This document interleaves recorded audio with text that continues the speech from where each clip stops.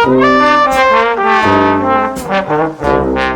يا جماعه، عاملين ايه؟ هنتكلم في الفيديو ده على فيلم الحريفه.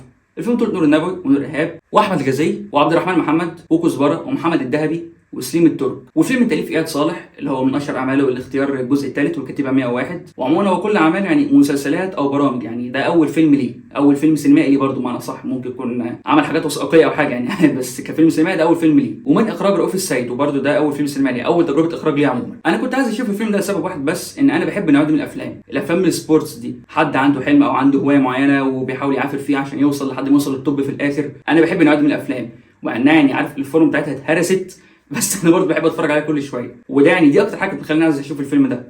والفيلم فعلا عجبني، انا انبسطت من الفيلم. المفاجاه بقى مش ان الفيلم عجبني، انا المفاجاه فعلا بالنسبه لي ان كل الناس اللي في الفيلم ده ناس مبتدئه، ناس لسه بتبدا. يعني انت عندك الكاست انت ما تعرفش حد فيهم اصلا غير نور النبوي ونور ايهاب، وبرضه دول مش انت تدخلهم فيلم مخصوص، يعني ما دي اول بطوله مطلقه لنور النبوي، وفعلا حوار البطوله المطلقه يعني اول بطوله مطلقه لحد دلوقتي ناجح قوي من دول. وماشي ممكن برضه تقول ان نور النبوي وصل بالبطوله المطلقه بالسرعه دي عشان هو ابن خالد النبوي والكلام ده، بس الفكره بقى هل هو عارف يثبت نفسه في الفيلم ده؟ يعني هل فعلا اثبت ان هو عارف يشيل الفيلم؟ هو اثبت ده واثبته كويس جدا، ودي في حد ذاتها حاجه كويسه جدا. بس مش دول بس، برضه انت عندك المؤلف ده بيقول لك يعني اول عمل سينمائي ليه، اول فيلم سينمائي ليه. المخرج برضه ده اول تجربه ليه اصلا، اول تجربه سينمائيه ليه عموما، ده حتى ما عملش يعني مسلسلات ولا افلام، يعني ده حد لسه بيبدا. دي في حد ذاتها كلها يعني حاجه حلوه، انت فعلا بتشوف اخيرا في مواهب لسه بتكتشف، يعني في ناس جديده لسه بتظهر على الساحه، يعني ناس جديده بدات تظهر ومواهب جديده لسه بتعرفها. الترند ده بدا يظهر برضه من مده، يعني في السنه اللي فاتت كان بالطو، كان برضه نفس القصه، كان الكاست والمخرج والمؤلف برضه كانوا ناس لسه بيبداوا الكلام ده. وفعلا يعني المسلسل ده يعتبر احسن مسلسل تقريبا في 2023. بعدها برضه بشويه عندك فيلم فوي فوي فوي، كان الكاست جامع بالناس معروفه وناس مش معروفه قوي، بس برضه كان المخرج هو المؤلف، كان برضه ده برضه كان اول تجربه سينمائيه ليه،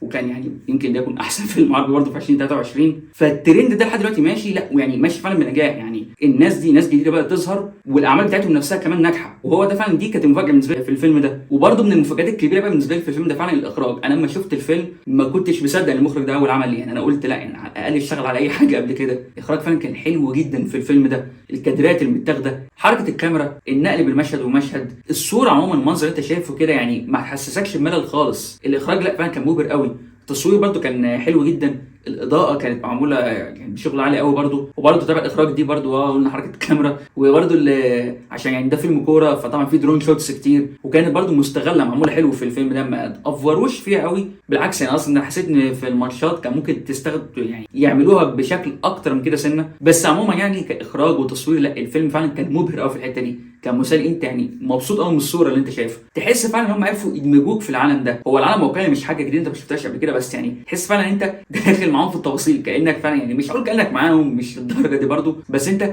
داخل معاهم في التفاصيل دي كلها. انا ملاحظ ان انا بقيت بقول الكلام ده كتير قوي على كذا فيلم اليومين دول، يعني دي برضه حاجه يعني ملحوظه قويه جدا، يعني اللي هو مش ملحوظه قويه، انا اقصد ان يعني حاجه فعلا يعني حاجه تحسن قوي وتطور قوي، يعني تحس الحاجات التقنيه عندنا فعلا بتتحسن اكتر، دي يعني انا مبسوط منها جدا. التمثيل كان حلو جدا برضه من كل الكاست اللي في الفيلم، زي ما قلت لك نور النبوي عارف يثبت نفسه في الفيلم ده، فعلا اثبت ان هو ممكن يشيل فيلم، بس الكاست كله اللي معاه يعني كلهم كانوا عاملين شغل عالي قوي. احمد الجزائري كان عامل دور برضه، ده انا اول مره اشوفه وتقريبا ده اول ظهور ليه، ده يعني برضه كتمثيل كان حلو، والدور بتاعه لان الدور بتاعه كان مهم جدا وفعلا كان دوره مؤثر. بس فعلا بالنسبه لي الاثنين اللي فاجئوني في الفيلم ده كان كزبره وعبد الرحمن محمد، الثنائي دول مع بعض هم دول اصلا كانوا مصدر كوميديا في الفيلم، هم دول خلوا الفيلم كوميدي. هو الفيلم يعني ما يعتبرش كوميدي بالمعنى الحرفي، بس لو في اي مشهد هتضحك فيه هو بسبب الاثنين دول، بسببهم وبالتحديد يعني هم الاثنين مش حد اكتر من الثاني، وهم حتى كان في كده كيمستري خاصه بيهم، يعني في مشاهد خاصه بيهم هم لوحدهم، دي برده كانت يعني دي كانت تضحك قوي لوحدها. محمد الذهبي وسليم الترك ما لاحظتهمش قوي في الفيلم، مش عشان تمثيلهم وحش بس عشان القصه ما ركزتش عليهم قوي قد ما ركزت على الناس الثانيه اللي انا قلت عليهم دول. يعني انا اصلا بالنسبه لي انا طلعت من الفيلم انا نسيت اصلا الشخصيه اللي كان بيلعبها سليم الترك في الفيلم، مش عيب منه، هو القصه مش مركزه عليها اصلا. بس عموما بالنسبه للفيلم يعني في مين كاركتر شخصيه رئيسيه واحده، لا الفيلم يعني تركز على التيم كله، انا اندمجت مع التيم كله وطلعت برضو انا فاكر اساميهم او على الاقل معظمهم، وهي فعلا التيم هو اللي خلى الفيلم مسلي مش نور النبوي بس. طفل ريم مصطفى كانت لذيذه جدا في الفيلم، ومشاهدها مع نور النبوي كانت برضو حلوه قوي، وكان في كده بينهم كيمستري الاثنين الاخوات فعلا. نور ايهاب وجودها في الفيلم يعني هي تمثيل حلو ولا وحش، هي ما في يعني هي موجوده علشان لازم يبقى في بطوله نسائيه بس هي قصه نمطيه جدا، وعشان برضه لازم تحط لاف انترست في الموضوع، بس هي طالعه عشان كده. هي حتى مشاهدها ما كانتش كتيره، ويعني زي ما تقولوا خلاص هم عارفين هم عاملين كده عشان يعني لازم يبقى القصه في بطوله نسائيه والكلام ده، فهم ما كتروش المشاهد، هي حتى مشاهدها مش مختلفه خالص عن اللي انت متعود عليه في النوعيه دي من الافلام، هم ما كتروش منها، هي حاجه هم عارفين ان الموضوع تقليدي فما زودوش منها، فهي دورها يعني لا حلو ولا وحش، هو عادي. بس اقول لك برضه على حاجه، من الناس اللي القصه ما خدمتهاش قوي، او يعني خدمتها بس كانت ممكن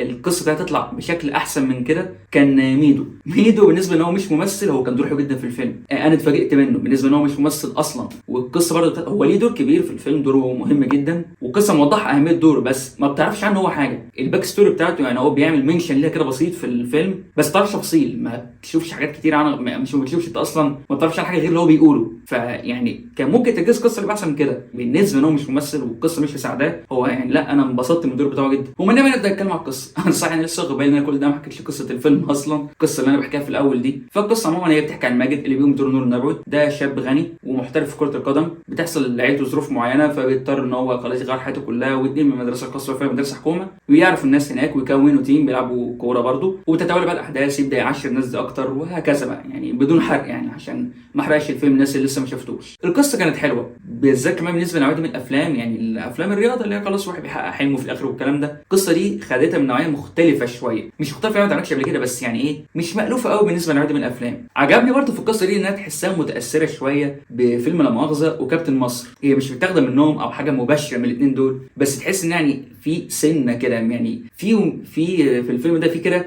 ريحه من ريحه الفيلمين دول، دي برضه عجبتني شويه، بس برضه في كده حاجه حسيت في حاجه ناقصه في القصه، في زي يعني ايه في زي تفاصيل ممكن تتحط كانت تحل الموضوع اكتر. مش هقول لك ان ده عيب لان يعني دي حاجات دي واضح ان المؤلف ما كانش عايز يعملها اصلا، هو كان حابب يتفادى الكليشيهات اللي في النوعيه دي من القصص، او يعني يتفادى الحاجات التقليديه، فدي يعني بقول لك مش عيب بس هو تفضيل شخصي بالنسبه لي. يعني مثلا في النوعيه دي من القصص بتبدا بالبطل دايما بيبقى اللي هو واحده واحده بيتعلم الاحتراف من مره والثانيه والثالثه، يتمرن كل شويه عشان يوصل للليفل الاحتراف والكلام ده، انت هنا بادئ بيه محترف من اول مشهد، خلاص انت عارف ان هو لاعب محترف. طب في النوعيه دي مثلا، او بلاش في النوعيه دي، في قصه الفيلم ده بالتحديد مثلا، ده واحد خلاص حياته كلها اتغيرت، حياته في مدرسه حكومه، بيتعرف على ناس جديده، ناس هو ما يعرفش يتعامل معاهم ازاي، فيعني مثلا هتشوف الصعوبه في التعامل او اللي هو المعاناه في البدايه خالص عشان يعني يعرف يوصل للناس دي ويبقوا اصحابه والكلام ده. الموضوع ده ظهر بس اتحل بسرعه قوي، مش اتحل بسرعه اللي هو يعني متكرر، بس اللي هو خلاص يعني الموضوع عدى، هم ما كانوش مهتمين بالحته دي، هو المؤلف كان يعني بيقول لك اصبر كده شويه، انا الحته اللي في الاول دي خلاص انا هنخلص كده بسرعه عشان عايزين نركز على التيم ده بقى لما يتكون، خلاص التيم ده اتكون، عايزين بقى نركز على التيم ده، الديناميك اللي ما بين التيم ده، العلاقات اللي ما بينهم. وفعلا صح في الحته دي هم كانوا يعني هو المؤلف عمل الاختيار صح، لان العلاقه اللي بينهم، الصداقه اللي ما بين التيم ده هي دي اللي مشت الفيلم اصلا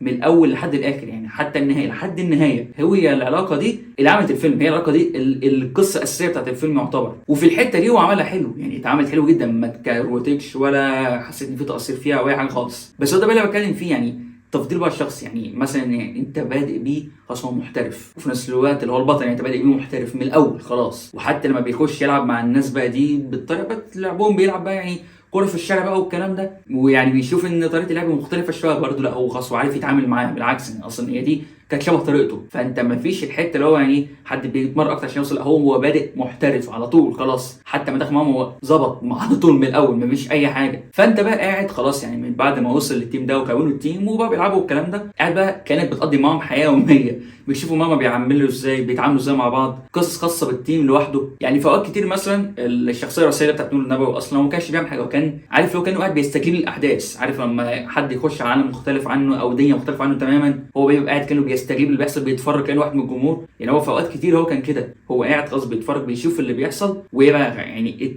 التفاعلات بقى بتاعت الناس دي، القصص الخاصه بيهم، وده حل الفيلم جدا لان هو اصلا دخل الفيلم ما بقاش متمركز على البطل ده بس، لا يعني هو والناس دي كمان انت فاكرهم، دي لو انت اصلا في الايجابيات ان انت فاكر التيم ده، اما الفيلم خلص انت مش فاكر البطل بس انا بتكلم يعني انت تحس الموضوع سهل شويه، ما تحسش ان في مشاكل كتير، حتى المشاكل اللي بتقابلهم هم بتيجي وتروح، يعني عارف مش بتتحل بسرعه بس خلاص، يعني حاجه بتحصل وخلاص، يعني زي ما قلت لك انت بتتكلم حياه يوميه، القصه انت مش في قصه محدده قوي لحد بقى ايه ما توصل لقرب الثلث الاخير شويه، ولما بتيجي في الاخر بتيجي بقى فعلا الصراع والمشكله بقى اللي بتواجههم والكلام ده مش بتتحل بسرعه، بس تحس ان انت استنيت كتير قوي، فلما الحته دي جت مشكله جت ويحلوها تحس برضه متاخر قوي فاللي هو هي مش قصه بسرعه بس اللي بتحس انت مستني كل ده، يعني اللي هو طب وهي دي بقى النهايه، يعني خلاص كده اذا خلصت اتحلت كده خلاص، مش اتحلت بسرعه بس انت مستني كتير، فتحس الموضوع كان قصير شويه، زي ما قلت برضه هو المؤلف ما كانش عايز يركز على الحاجات التقليديه، هو كان حابب يركز على الصداقه اللي ما بينهم، والعلاقه اللي بينهم هي دي اللي وصلتهم في الاخر، والمشاهد اللي في الاول خالص اللي انا قلت عليها ان هو كان بيبان هو غني ومحترف والكلام ده، يعني قدرت تبين لك هو كان عامل ازاي ولما راح المدرسه دي وقابل الناس دي بقى عامل ازاي. فدي برده حلوه يعني، زي ما قلت لك هو خلاص هو اداك معلومات كافيه عشان تندمج مع الشخصيه، في نفس الوقت ايه تركز على الصداقه اللي ما بين التيم ده. بس تخيل بقى نفس القصه دي نفس القصه بس بمشاهد زياده، مثلا بتشوفه هو مش عارف يلعب في الاول، مش عارف يلعب مع الناس دي، مش عارف يتعامل مع الناس دي، مشكله. عايز احس ان البطل بيواجه مشكله في او اي صراع حتى كده. انا ما حسيتش بالكلام ده خالص لحد الاخر. زي ما قلت ماشي التركيز على الصراع كان حلو وكل حاجه جميل، بس ما حسيتش ان كان في صراع. تحس الموضوع كان سهل اكتر من لازم شويه. ده حتى في الاول خالص كان يعني بتعرف عنه ان هو شخص متنك شويه او شايف نفسه زياده عن اللازم، يعني هو شايف نفسه ان هو اللاعب المحترف الوحيد والكلام ده. دي حته يعني بتشوفه في الاول وما بترجعلاش تاني خالص، بينسوها، هما بينسوها نهائيا يعني. مع ان دي برضو كانت ممكن تخلق حته صراع كويسه. هي دي المشكله، انا مش شايف ان يعني الشخصيه دي نفسها ما حسيتش انها لوحدها ليها لازمه. انا حسيت ان هو موجود كجزء من التيم، مع ان هو يعتبر هو الشخصيه الرئيسيه. وهو حلو طبعا ماشي ان انت يعني تعرفني باقي التيم كله ما يبقاش ده الشخص الوحيد والباقيين ما لهمش لازمه وكده. بس يعني انا حسيت تاني كان لهم قصص لوحدهم اكتر من البطل الرئيسي، مع ان هو البطل الرئيسي برضو في الاخر. يعني هي دي الفكره، ما كانش فيه حاجه تفصله على التيم ده، حاجه تميزه سنه. انا ما حسيتش كان في اي صراع داخلي وبيمر بيه لحد بقى زي ما قلت في الاخر خالص. هي دي بقى الفكره، ان انت تستنيك كتير وبرضو اللي هو تخلص مره واحده كده. وبرضو مشهد النهايه بتيجي كده مره واحده، تحس ان فجاه الفيلم قطع، جت بسرعه برضو قوي. لو انت عايز مشهدين كده عشان تقفل بيهم الفيلم. يعني هو زي ما قلت تحس ان الموضوع كان قصير سنه. هي دي الفكره يعني، هو زي ما قلت هي دي الحاجه ناقصه الفيلم، عارف الكماله. الفيلم فيه قصه حلوه، فيه تفاصيل واحداث كويسه، في الاخراج، في التصوير، في التمثيل، خلاص يعني المكونات الحلوه موجوده. الحته بقى اللي هي ايه خلاص اللي تقفل لك الفيلم فعلا، قلت لك ده فعلا فيلم جامد قوي، ده فيلم فظيع، فيلم حلو فعلا. يعني هي التفاصيل بقى الزياده اللي بتقفلك الموضوع، اللي بتكمل لك اللفه كده، هي دي اللي كانت ناقصه من الفيلم. بس في الاخر هو كان فيلم حلو يعني، انا انبسطت فيه. وبرده كفايه يعني، دي كفايه ان هو فيلم معمول من ناس لسه بتبدا. يعني انا ممكن اجيب لك افلام من ناس محترفين واسوأ من الفيلم ده بكتير. فلا يعني هو ده فيلم في العادي كويس جدا، ويعني ما بالك بقى من المبتدئين، ده حاجه يعني جامده فظيعه. وبرده يعني الناس اللي كانوا معايا في القاعه اللي انا كنت فيها، الناس كانوا مبسوطين جدا من الفيلم، كانوا بيسقفوا، والضحك كان ضحك عالي وتسقيف، كان يعني هم كانوا خالقين جو اصلا في قاعه السينما. فيعني ممكن يعني ده برضه رايي. انا زي ما قلت لك هو مش عايز ان هو يقدم هو تفضيل شخصي، بس يعني انا كنت عايز اشوف مشكله البطل بيمر بيها، كنت عايز اشوف الصراع ده كل حاجه تفصله عشان ما يبقاش ان هو مجرد جزء من التيم وخلاص. بس في الاخر هو الفيلم حلو، ركز على الصداقه ما بين التيم، ودي كانت حاجه جانب مختلف سنه من النوعيه دي من الافلام. ما حبش برضو يطول كتير في الحاجات اللي مالهاش لازمه، بالذات برضو هي نفس النوعيه دي، حبش يعمل نفس الحاجات التقليديه حتى لو الفورمه في الاخر واحده. يعني انت برضو عارف بدايه الفيلم وعارف نهايته، بس يعني ما طولش في الحاجات اللي مالهاش لازمه قوي، ركز على حاجه مختلفه نوعا ما سنه. في الاخر برضو فيلم ممتع جدا وفيلم مسلي جدا، كفيلم لشله صحاب او حتى العيله. الموسيقى برضو كانت عامله يعني مود حلو قوي، مدخله في المود اكتر، والاغاني يعني الحاجات دي كانت تخلي الفيلم تجربه كده مسليه في السينما. وبس كده، وهديله 7.5 من 10. وده كله ممكن على الفيلم الحريف. انت شفت الفيلم ولا لسه؟ لو شفتوه اكتبوا رايكم في الكومنتات، لو ما شفتوش روحوا شوفوه واكتبوا لي رايكم في الكومنتات. ولو عجبكم الفيديو ما تنسوش تعملوا لايك وشير وسبسكرايب وتشغلوا زر الجرس عشان يجيلكم كل جديد.